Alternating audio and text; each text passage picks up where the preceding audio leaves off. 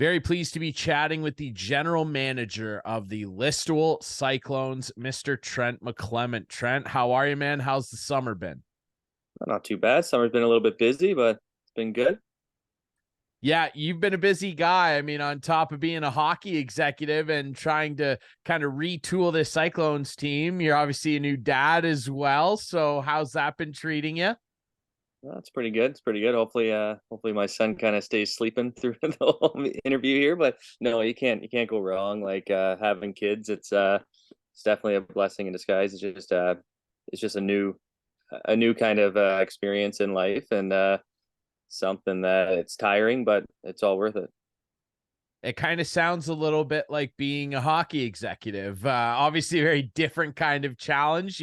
Your players aren't knocking on your door, taking your sleep away or anything like that. But speaking of new challenges, Trent, the last number of years, people in the scene have known you more on the coaching side of things. This year, obviously, you and Jesse Cole deciding that he would split those duties where he would just focus on being the head coach and you take over full time as the general manager. What was that discussion like, coming toward the end of last season and into the summer? And how has the transition been just in terms of your approach to building this roster? Oh, it's kind of Jesse Cole. He's been the head coach and GM now for about I think it was 3 years. He was a GM with Brooksy and the assistant coach. So it's a big role. And I think by me coming in 2 years ago with Jesse and helping him on the bench, we kind of realized that we have kind of a similar kind of mindset for the game. So it was just something that we discussed. It's something that we thought it would take kind of a little bit of burden off Jesse, where he can just focus on coaching, not having to do all the other calls. And to be a coach and GM, it's kind of hard because as a coach, you're kind of want to be friends with the guys, like not totally friends, but you're kind of looking at a different aspect. Than as a GM, you kind of, not that you don't want to get tight with any players, but at any time you got to do what's best for the team. You might have to move a player here or there, or let a player go, whatever's best for the team, right? So it was just something that we kind of agreed upon, that we thought it was the best for the organization if Jesse could just focus on coaching and I could kind of focus on being a GM. But in the same sense, we have similar, like a similar mindset, like I was saying about hockey, where he knows that everything I'm putting together is kind of something that we've discussed and it's on his page because he's got to coach them, right? So I want to put a team together that Jesse and Luke and Lanny can kind of, is something that they can coach and something that's to their kind of strengths and something that is kind of that Listowel brand of hockey, right? So, but no, I've kind of embraced it a little bit here. Like it's a lot different than coaching, to be honest with you. Coaching, I was given a team, and you kind of have to look at your team and analyze your team and kind of see what's best fit. Where for me, I'm kind of looking on the outside in and saying, I think last year we needed this or we needed that, right? So, but no, it's been a busy summer, and I think we've added some nice pieces here, and I think we've retained a lot of pieces that I think it's going to be a good season here for us. So if I'm hearing this correctly, you're kind of taking on the Billy Bean role. You're Brad Pitt in Moneyball now. I won't ask you who your Jonah Hill is.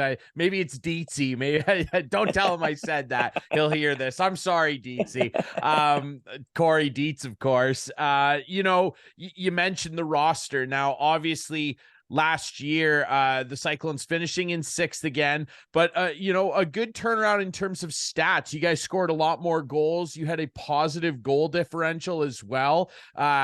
You guys had a plus 26 goal differential, like really solid turnaround. You guys scored more goals. I know last year when I talked to Jesse, one of the goals was to score more goals, and you guys did that. As you head into this year, though, obviously some changes now. Jesse's staying there, of course, but take us through the rest of the staff. You mentioned one guy, of course, Lanny. That is Holden Lansing, who is a legendary Cyclones player, maybe the greatest of all time. He's joining your bench. What does the bench look like? I think the bench looks good, in all honesty. I think that we have two young assistant coaches like Luke Israel. Luke Israel in the summertime, he runs a lot of skates with the with the De Boer camp there. They used to be the Hishin. De Boer's kind of took over that, and I think that's great for him. he's kind of in the hockey world where he helped Brooksy out last year, so he kind of got his taste there, and then he came on and helped us near the end when we needed an extra coach, and having Lansing, like Lansing's just he's won everywhere he went, right? Like I remember coaching against him in junior C when he played for Wingham when he was a 16-year-old, and he was a beast then, and then he went to Listowel and he was part of that group that kind of took the Cyclones from a team that was just kind of that they had that one Cherry Cup run and then kind of fell off the map, and they kind of brought them back, and I think that he was a huge part of that. He was a leader there, and then you watched him go to Seaforth and kind of do the same thing with the Seaforth like senior A team there, and then even going to Mitchell, like he was there when like when I coached there, Mitchell had those teams that they should have won and they never did, and he was part of that staff that they did win, right? So he's just one of those guys that wherever he goes, whatever he touches kind of turns to gold, right? And I think that him and Luke Israel being such tight buddies like they are, I think that they're going to bring a lot to the game. I think that they're going to bring a lot to our players. They care. They're there for the players, so they're going to give them a lot of extra time, extra learning. And then you got Jesse, where Jesse, he's been a part of the list organization in the glory days with Brooksy. So system wise, teaching, like he's a genius at that. Like video, he's great at that too. Where I think that what it's going to do is take a little bit of burden off him, where Lansing and Izzy can do kind of the talking, and there can be those approachable coaches where guys can come to them with issues and stuff, and Jesse can just focus on delegating and making sure that system wise we're kind of on the right page, right? So I think it's a really good tandem. I think that it's something that Jesse, no offense to any other assistant coach we've had, I think it's probably the strongest coaching staff that Jesse's had since not being with Jason Brooks. And I think we have that team this year that we brought back enough players from last year's team where we did score more goals. We did do things good, but we were a younger team in an older league, where this year we're an older team in a younger league, where I think it's everything kind of with the new coaching staff, new players. I think it's kind of that recipe for success this year. I agree. And, when we were talking with Corey Dietz, he had mentioned, toward the end of the PGHL playoffs, when we ran into him in Mount Forest, that was a goal too, to bring some of that veteran savvy back into the locker room and have the team kind of, cross that threshold into being a team that's ready to start making some noise again. And I think that you've done that. I mean, I look at this roster and there's some really exciting names. Before we start getting into the guys that are going to be in a Cyclones uniform this year, we always like to talk about the guys who aren't going to be back, that will be missed from the roster. Who are some players from last year's team that are not going to be returning due to either overaging, moving on to other programs? Who are you going to miss this year, Trent? I think the biggest person we're going to miss is Corey Jewett. Like, he brought everything, right? He was that guy off the ice that was a great kid. I remember watching him with the Lakers. He was the same way. Like, he's just that leader, right? On the ice, one of the better players in the league. And this year I was looking at him to be one of the best players in this league. So losing a player like him is going to hurt. But in the same sense, he's going to a program in Wellington where he has aspirations maybe to get out to the BCHL and all that.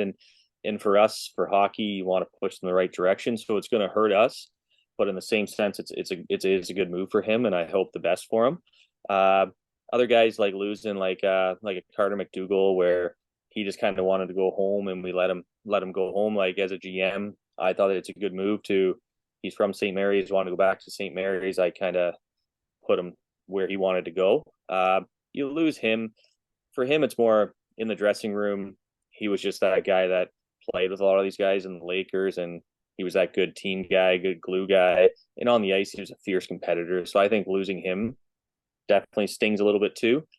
And then other guys like Steely aged out. Steely was just that glue guy too, where he came to the rink every day with a good attitude. Didn't matter if we were on a winning streak, losing streak. He was just that guy that kind of brought the boys up and played hard. Like Jaden Steele might not have been the best goal scorer in the league by any means, but he's just that guy that came every night and you knew what you were getting, right? So I think losing those three guys, it definitely hurts a little bit. You don't like losing anybody, but in the same sense, I think that we added some pieces to replace those guys. But that's what you have to do in hockey. Every year you're going to lose guys, and you just have to see, if I'm losing this guy, how can I maybe kind of bring somebody in that's similar to him or can add the same attributes as he does. Patrick Brown as well, your leading goal scorer last year. He scored 24 times. Obviously, moving off to the junior C level as well. I mean, I thought he really, endeared himself to not only the community, but the team last year. Like a big, rangy kid, a power forward. He scored a lot of big goals, obviously led the team in scoring in terms of goals. He'll be an interesting piece to kind of try and replace as well. No, 100%. Yeah, and Patrick Brown was a guy that I coached him when he was younger in AAA, and his brother was the same way when he played in this league. They work hard every night, and they're brought up right. Like his dad's a great guy, and his kids are good kids. And for him, it was more the school that he's going through right now. It was hard for the junior B program, so we gave him the option. Whatever kind of team you want to go to, we'll try to help you out. And he ended up wanting to go to Hanover there, and Hanover's, they're getting a good player. Like the amount of goals he scored in our league, there's no reason not like a 40 goal scorer in junior C. So and they have him for 2 years. And for him, the idea of having that extra year of hockey kind of was brought in too, where you can play as a 21-year-old in junior C. So I just think that for him, it was a move that kind of helps him out school wise, but also helps him out for the extra year of junior hockey. And I think he's gonna have a lot of success in Hanover. And Fish and Hanover they got a good player there for sure. I agree. Okay, let's stop talking about guys who aren't a part of the program anymore. Let's talk about some guys that are part of the program, because there are a lot of returning players on this team that are going to have big years, I think. Let's start with your forward core, Trent. Tell us about some of the guys that you're excited are going to be returning to the Cyclones program this year, and maybe some new faces in the forward core that fans can get excited about this year. I think honestly that returning, like you always look at your 20-year-olds, because 20-year-olds like Brown, sometimes those are the guys you lose to junior C just because they get that extra year or kind of work or school or something like that. So Ben McRobbie, I think he's going to be huge for us. He was a big player last year. Every year that I've coached Ben or watched Ben, he always finds a way to be that top three in scoring, if not your leading scorer. He just does it, right? Like he's a natural scorer. Like he's a threat every time he's out there. Last year he played the top of a lot of our power play, which you don't see a forward. I don't think he's the quickest backward skater in the world, but he gets it done there, right? He's got a nice shot. He feathers pucks through. And then another 20-year-old, you got Tanner Dietz, where we got both of them from St. Thomas 2 years ago, and they've just been dedicated and stayed the whole time. And I think for both of them, I think as 20-year-olds, they're going to have good years. And when you're 20, you look at Waterloo last year with Weidman, like look at the season that he had as a 20-year-old, where these guys, like last year, they had good years. As 20-year-olds, sometimes you add another 20 points to that stat line, right? So, and then other forwards, bringing in a guy like Harrison Muhlenstein, who was rookie of the year last year in junior C. You have Dylan Shemanowski, who, in my opinion, was right there with Muhlenstein that could have won rookie of the year. He played on a good Mount Forest team. Played with guys like LeBlanc, where you watch him out there, LeBlanc's a good junior B guy. So if he can look good out there with him, he can look good with anybody, right? And then you're bringing in a 16-year-old like Brady Smith, who I think he went a little bit later in the draft than he should have. I think Sault Ste. Marie got a stud there. We've already had universities like NCAA teams and stuff calling about him. He's good. He's fast. I've already watched him burn guys wide. He's going to be a dynamic player, and by Christmas time, he's going to be way better than he is right now, right? So, and then bringing in guys like, then we have like Mason Urig coming back, where Mason, like, he's just that player that I think last year, I forget what he had, maybe like 12, 13 goals or so. I think that he's going to turn that into about a 25 goal season this year. He's got a really quick release, quick shot, fast player. And then just recently, kind of finalized last night, we just traded for his brother, Luke Urig. So bringing in Luke Urig, as an 18-year-old, he had 28 goals in this league. So we just got that finalized with Elmira, and he'll be in the lineup this weekend, practice on Tuesday. So he's another player that I think, in my opinion, when I look around the league, I don't know if there's a better player in this league than Luke Urig. He had 50 points 2 years ago, has 2 years of experience in the VCHL. I think he's going to be dynamic. He's going to be huge for us. Another 20-year-old that we're bringing in. And then you have those guys that are just the heart and soul of the team, like the Chet Hudsons, the Camden McNevens, who am I missing here? The Carter Coombs, Jack O'Donnell's, like, and then the player that I forgot here is when you have Alex McGilvery, who last year as a 17-year-old had 17 goals in this league, and 17 goals playing on a third line for most of the year's second power play, right? When that guy this year, like, I haven't seen all the lines, but I have a feeling that he's going to start the season with a 2-year rig. So if you have Luke Mason and McGilvery, who they are all related on the same line, like, that's a pretty good line there for this league this year. So all in all, I just think we're really deep up front.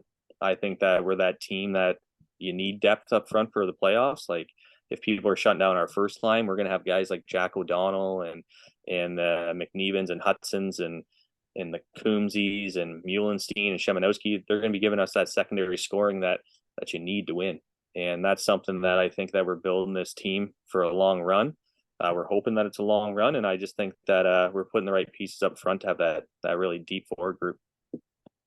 And that's something that's been missing at times over the last number of years. And obviously this rebuild, if you want to call it that, has been a process, and the process seems to be bearing fruit now. I mean, all those names you just rattled off, like, this is the deepest looking roster that I have seen since those championship days, Trent, just to be frank about it. I mean, Ben McRobbie returning, your leading scorer last year with 47 points. He's going to have some serious competition for that title this year. I mean, bringing in Mason Urig's brother, Luke. Mason, I'm glad you brought him up too. He's a guy that I think is going to have a giant step forward from the 35 points he put up last year. You've got the 2 reigning PGHL Pollock Division Rookie of the Years in McGilvery coming back, Muhlenstein joining the fold. He was as dynamic a player as I've seen at his age in the junior C loop last year. This is a scary looking group. Now, obviously, we want to just confirm it. I know the answer, but obviously Tate Vader, a guy who's got OHL potential, he's property of the Sioux Greyhounds. Probably pretty safe to say that you don't expect him back this year. No, I don't really expect Tate back this year.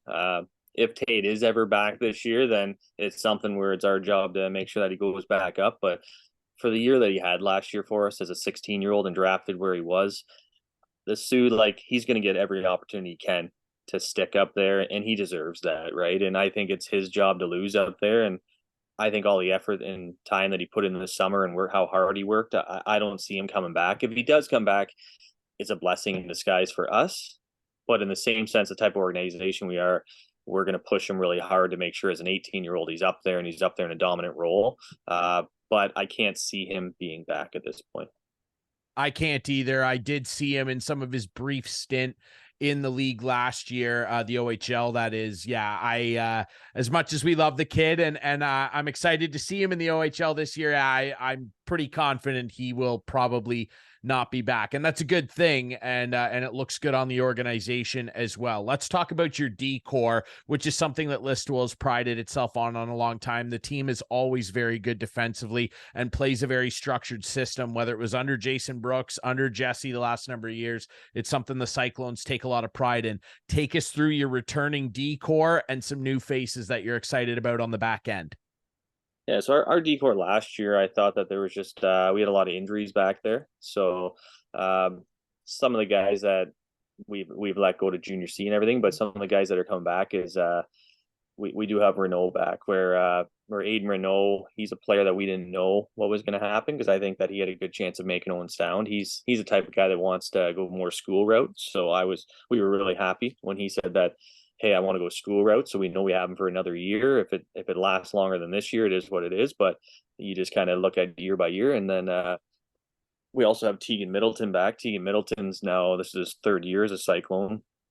I think he's a big hitting defenseman, good defensive defenseman, good team guy too. So I think that he's just going to help us back there, and he's going to get that much better. I think with him and Renault, it'll be hard to find a better kind of top 2 than that in this league. But we also went out and picked up a Wyatt Kerr, he played for Caledon 2 years ago. Last year played for their tier 2 team. Then him and his brother kind of went down to the States for a little bit down in Buffalo. So we made that trade in the off season. He's another guy that he's an 04. He played Lakers with a lot of the kids that are on our team, like the Coombsies and a lot of those 04s that we have right now. So, but he's the type of guy that he's a hard hitting defenseman as well. He's a guy that could run a power play if we need to. He's got a nice shot. He's just that good kid, right? So he's going to kind of challenge those two guys for the top twos there. And then we have Danny Scott back. I think Danny Scott probably had the best summer of anybody. He's like, he didn't even look like the same guy when I seen him at our skates this summer. He's fast. Like he's going to 45s faster than anybody. Not that he wasn't fast before, but he's just that other level right now. Him and McGilvery were off in Colombia playing baseball, so he did miss a little bit of training camp. So they do have a little bit of catching up to do, but that just shows, especially those two, how good of athletes they are, right? He's a guy that's ran our power play before. He just has that experience. He's another 04 that Jesse coached when he was with the Ice Sharks, but also coached with the Cyclones. So having those guys as your top four. And then we have Teague Bader, who we signed, who's a 5th round pick for Barrie. We call him like young Paul Coffey because he's such a good skater.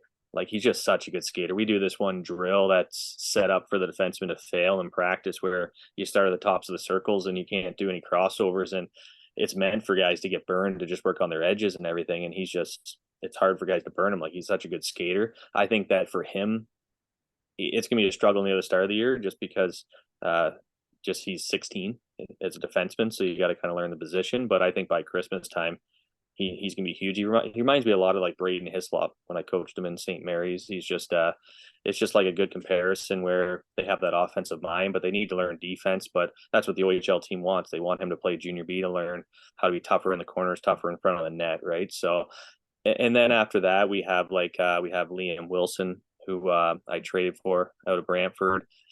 He's a 6'4" defenseman that it's hard to scout those guys in Brantford, but last year Del Silva went to Waterloo from Brantford and ended up having 50 points. So you never know what you're going to get out of there, right? So, and then we have the younger Keaton Middleton. He's there too. So we're going to start the season with 8 defensemen. The younger Middleton, Keaton, he's only 17. So again, he's a guy that's going to have to kind of grow and just improve and develop. And that's what we're all about, right? So I think with those 8, we have a really good decor. And I think, and then I'm forgetting, we have Jordan Alexander back. He's a 20-year-old that he just plays it the right way. Like that guy knows the systems better than anybody else. If there's any questions about systems, he's the first one to raise his hand. He's just a student of the game, and he's really good defensively. He's 20 years old now. So he's just that guy that he kind of holds everything together back there, in my opinion. And he's that kid that when I first came here, he might not have he was playing forward, D, kind of going back and forth. And he'd be that guy, if he was sitting, he'd be packing the bag, doing the video, doing whatever it takes to be a Cyclone, right? And those are the guys that just can't miss. So now he's older, he's going to have a better role, and he's just going to help us be successful back there. Now, obviously, there was some big news recently. You know, we're talking about your goaltending now. And of course, McDougall moving on, wanting to play closer to home. He was backed up last year. Before we address the obvious name, last year, Riley Arts was the backup, and he played really well. Like, he had some really nice stats as a rookie. Is he going to be back this year? He is going to be back. And in this preseason, he's been lights out. Like last year, we didn't know if we were getting Dix back or not, because Guelph was kind of looking at them and everything. And we had this young goalie, Riley Arts, that was in camp. And we didn't know what to do, because we're like, is Dix coming back? Is he not? Like, what's going on, right? And we didn't have enough billet houses either. And we looked at Arts and we said, hey, like, we might take you, but we don't know if we have anywhere to live. And he said to us, I'll live in my car. Like, he didn't even care. So by just saying that he'll do whatever it takes to be on the team, like, he's just that guy that this year, in all honesty, when we picked up Grimes, I kind of called McDougall and Arts and just said, hey, this is what happened. I just wanted them to be clear, but I thought that they both deserved to fight for spots, because last year was kind of a battle all year. And it's hard to say who was the starter. Like, there was one point where McDougall was, one point where Arts was. It was kind of back and forth. And they both wanted to come in battle. And then McDougall chose to want to just kind of go back closer to home, which makes sense, right? You've been a billet for a while. You're going back and living at home.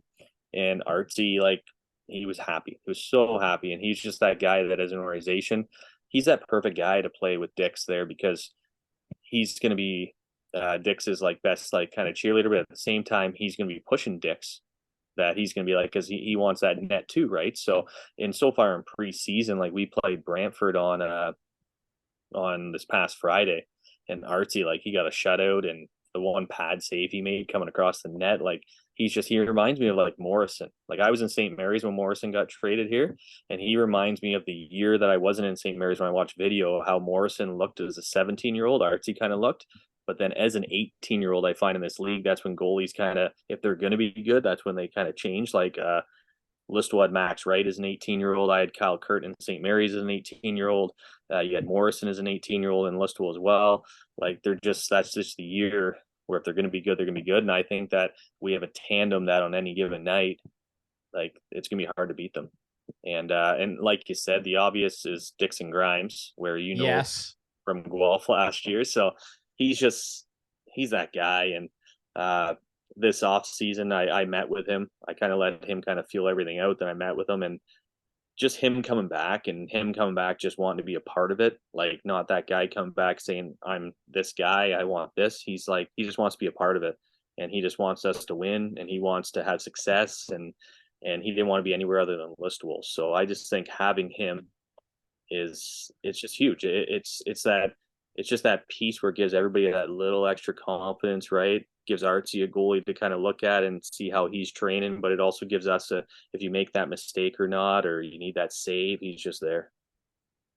Yeah, it's really incredible because Riley had such a great rookie season. He put up really solid numbers, a better than 900 save percentage. Like, as a young kid coming into a league like this, like, that's really impressive. That's eye opening. And obviously having Dixon come back, not only to see out the end of his junior career, but to be part of trying to win again, I think says a lot about him. Like, I was really happy to see him in Guelph and run into him at the rink and everything at the Sleeman Center. I felt great for him. He got a fair shake and was able to play some major junior before obviously spending some time in the queue.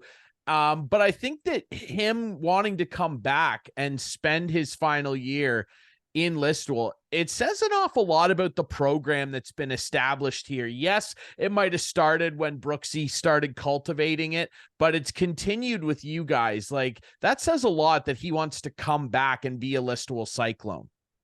Oh, 100%. And I look at it as any 20-year-old that wants to come back in this league and they choose you guys as the destination. Like, for Grimes being here as a 16-year-old and then a 17-year-old, and it just, but the thing for Listowel that I like is they want to push these kids on to the next level, right? Like Grimes, when he was going up and down with Guelph, we were supporting him. We weren't that team that some teams, and there's different teams in the league where they're mad when that's happening because they're more about their own selves and their own winning and stuff rather than what's best for the player. And at the end of the day, you always got to look what's best for the player. So if you have players going up and down, sure, it's taxing on them. Sure, you might not be able to get your best players in the games all the time, but at the end of the day, it's whatever's best for their development. So I think some of these kids, they realize that, and then when they get older, they remember how good you were to them, and they want to come back because you were good to them, right? It's no different than back in the day, Lansing and Hereford and all those guys. They went out west and they would try it, and they didn't like it. They came back, right? Because Listowel was good to them. So, and that's all you can do. It's no different than last year we had Mason Urig, and now his brother Luke, who's 20, wants to come here because he heard about the program, right? And you had like a guy like Wyatt Kerr wants to come here because they heard about the program and all that. So it makes it, for a GM, it makes it easy because you're selling something that everybody's already loves, right? So it's not as hard as if you're selling something where, like, for instance, the new owners in Brantford this year, they're doing a great job, but you're selling something that you're trying to change somebody's mindset on something. Where with Listowel, you're just embracing what's already here. You're just like, look at this, right? This is what we do, and that's why you get players like Brady Smith and all these younger guys, because they see how you did when you had Dixon as a young player, and I think it's just that's why I'm happy to be a part of it, and it's an organization that I just like how it's run, because biggest thing with junior hockey is winning is everybody wants to win. But if you can look down the line in the future and you see players that where you develop them and you push them on, like last year we went to Bowling Green and you get to watch players that used to be Cyclones. That's something that those are memories that you never forget. And those are players that are always going to pump your program, right? Well, and it especially ties in with the theme of this year. And they're just, with the roster you put together here and the fact that the Cyclones are celebrating their 50th anniversary, and CKNX, we're so thrilled to be able to continue to cover this program and interact with great people like yourself and Jesse and everybody involved. It just feels like there's a bit of magic in the air around the Cyclones right now. Like 50 years, pretty good looking roster here. There's just, it feels like there's something in the air in North Perth right now. And obviously there's going to be a lot of guys coming back for the alumni day home opener against Stratford. We will be there. It'll be on the air. We can't wait to see you guys there. What does it mean to you? I mean, you just said like you're thrilled to be part of this program, Trent, but to have a year like this come around where we're going to celebrate 50 years, there's just something really special about that, eh?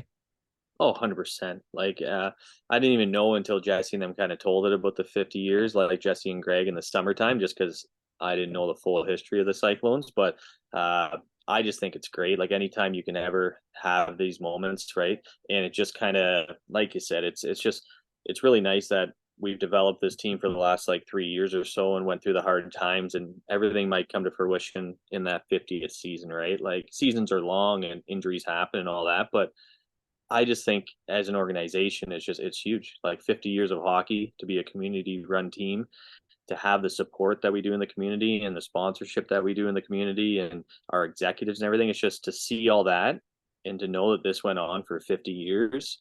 It's something else. Like, it's just, there's a lot of things nowadays where people, like, maybe everybody says people are more selfish nowadays than they were in the past, but when you see something like the Listowel Cyclones organization, you just know that everybody's there for the right reasons, and everybody's kind of there for a bigger goal, and that's the Listowel Cyclones, right? And everybody wants to make sure that this program has another 50 years or 40 years or whatever, right? But it's just something where I'm glad to be a part of it. I think that this roster, these kids are excited to be a part of it this year. The alumni games, I think, is a great idea to kick off the season. Like, you're going to bring back a lot of past where these guys can see that these guys won the Southern Cup, these guys won the Cherry Cup, these guys were on maybe the championship teams in Junior C, right? Like, there's a lot of history there, and it's something that it doesn't happen all the time, obviously, and we're just grateful for it and hoping that the season kind of turns out the way we want it to. Well, we'll be cheering you on for sure. We're excited to be a part of it in our own small way and cover the franchise. Like I said, you guys have always been extremely good to us. The CKNX junior hockey journey started with the Listowel Cyclones, and we're very pleased that it continues with them. Trent, we wish you the best of luck this year. I can't wait to see you guys at the rink. Best of luck. Thanks for doing this, my friend. Yep. Thanks, Ryan. Thanks for having me on.